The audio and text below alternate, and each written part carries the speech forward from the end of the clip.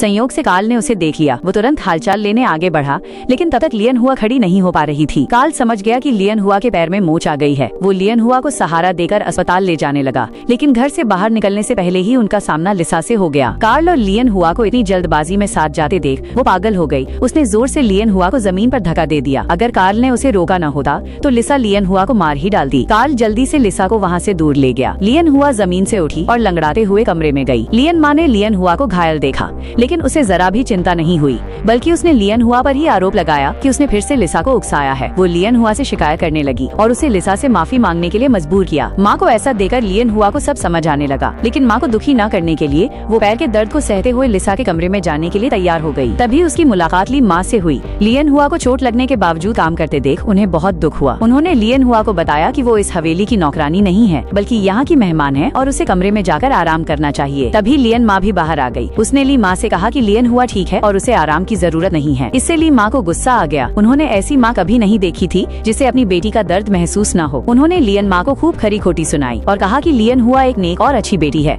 ऐसी बेटी होना पिछले जन्मों का पुण्य है। लियन माँ की लियन हुआ के लिए चिंता देकर हैरान थी। हालांकि